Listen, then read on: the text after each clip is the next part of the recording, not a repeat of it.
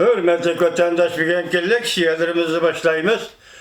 Leksiyada Sadakaca Rosa Washington'da sözleyimiz. Bugünkü istağış 2019 yıl 11. ayının 15. günü haftaga cuma. Bir kelime vaziyetini eysak.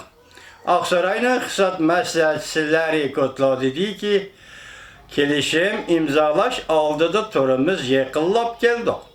Lakin Prezident Trump kelişimge imza koymaslığı, yaki işki devlet rəhbərləri imza koymaslığı mümkün. Diyendek bir ağız gepni kıldı, bırak. Reis Xi Jinping mi yaki kim Washington'a gelip, benim işxanamda imza koyumuz dep kıstadı. Bu işki devlet oturusudaki sadı söhbeti doğrusudaki gep. Ona deyin ki, Reis Xi Jinping azı Brazilya'da mı kayada bir yerde sayahatta buluvatıdı. Şu jarayanda Şangan doğrusu sel kattıqrak gep kılıp koydu. Endi bunun keyinki ahvalı qandaq buludu mesela. Neyim dedi? Zoravallıkla tügütüş üçün qalaymakançılıqı tizgilleyimiz dedi. Lakin bunun gücü degen xat Xitayca zoravallıkla tügütüş üçün qalaymakançılıq peyda qılımız degen mənegen barız deyli. Əmmədən vəziyyətdən yəni təqəzza bir tərəfi şu oldu ki, bu qatam Amerikan Aç Palatası senatorları, məsələn Jim Reich, senator Marco Rubio, senator Menendez, Bob Menendez qatarlıq senatorla öz ara məsləhətləşib ciddi halda bulub mu aldığımızdı ki, haftada Şangan kişilik hukuk və demokratiya kanun layihəsini mağullaydıqallıqını ilan qıldı.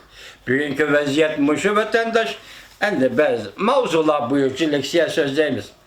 Leksiya mundaq, mavzu mundaq. 4. umumi yığın əmdili axırlaşdı. Cumhurca başquruş tosallığı qoşdurudu. Zamanımızdan Berlin temi yemirilişki başladı. Mavzuda haber 11. ayının 15. günü Cumhur'a zartor beti ilan kılındı. Haber mındak başlandı. Abdure bu haberinin Abdure Cangcı. 4. umum yığını emdili yepildi. Reis Xi Jinping aldırab. Pinep Şanxay'ı berip halkara görgezmeye katnaştı. Elbette yana başka mühim maksadı var idi. O bolsam Şangan vaziyeti bu içe Şangan memuriyet başkanlığının ege xon biriş, yaki onun koç biriş idi. Xi Jinping Şangan memuriyet başlığının kılgan işleri deyilgende ve şundaklı Şangan sakçılarının hizmetlerine hem yukarı bu haber. Yukarı dercilik rehberlerinin kollaşığı ilişken Linjin Yue ve Şangan sakçıları pek mağalcılışı Şangan'da namayışçılığa eğer kosal. 12. günü geçti Şangan Cumhur Dil Edebiyat Üniversitesi'de stütek asmanga götürüldü. Uğraş otları ulgaydı. Namayışçı okucular bilen sakçılar oturusundaki elişiş ve köreş etinişler. Uğraş kino filmlerine okşap kaldı. Sakçılar okucular kartıp özlüksüz yaş akkızoş bombası attı. Okucular küllü gülen özlerini müdafiə kıldı ve şiddet bilen sakçılar zərbe kaytırdı. Köplügen okucu namayışçılar yaralandı. Bir nefer okucunun beşiği oqdaydı. Tirek yaki əməsliğinden azırgaça haber yok. Azıla beşqib qalğan Şangan'da zoravallık toqunuşları nemiş ki tuyuqsuzda örlep ketdi. Sözlü Şangan Fen Texniki Üniversitesi'nin okucusu Zhou Xinyu vakasından başlaydı. 11. ayının 4. günü Zhou Xinyu Jiang Jun-o da namayışqa katnaşdı. Şu günü Şangan sakçıları namayışçılarını tarqıtıb etmekçi boldu. Zhou Xinyu yakındaki maşini tostuş meydanına girip yoşurundu.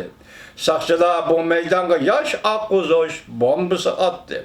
Zhou Xinyu kaçıp gitip yıkılıp düştü, yaralandı. 4. günüdün ki doktorxanada alemden öttü. Haber tarqalgandan keyin Şanganda her sağ, her kasbkilarning qalbiga o'chmanlik urug'i chechildi.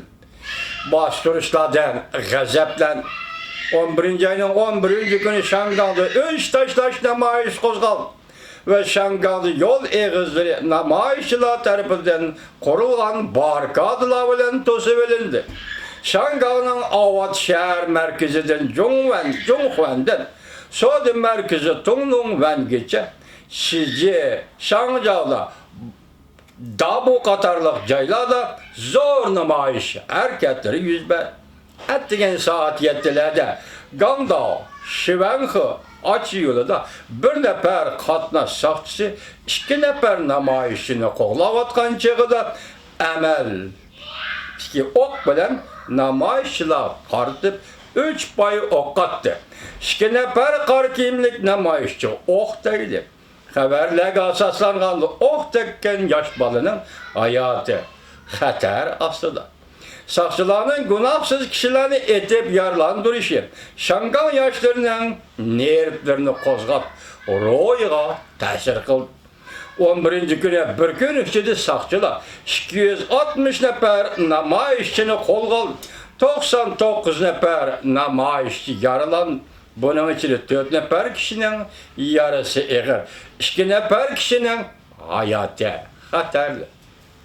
Şangan Memuriyet Başlığı Linjin Yue muhbirler bilen körüşkende namayışçılarının zoravallık kılganlığını tanqidlep, eğer ola, yani namayışçılar muşunda ketiverdiğen bolsa, қолға keltirmekçi boğan 5 türlük talepke layıklı cevap alalmaydı. Linjin Yue mundaq görset, bir qatımlık zoravallık, texemi köp zoravallıkta keltirip çıkırdı. Zoravallık davamlıq örleydiğen bolsa tragediya payda kılır.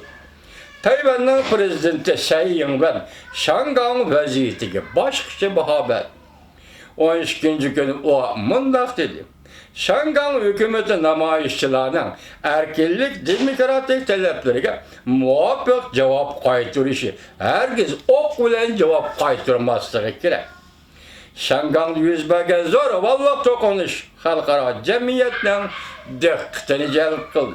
11. günü Amerika Qo'shma Shtatlari Davlat Mahkamasining bayonotchisi bayonot e'lon qildi. Davomini anglash, hurmatli vatandosh.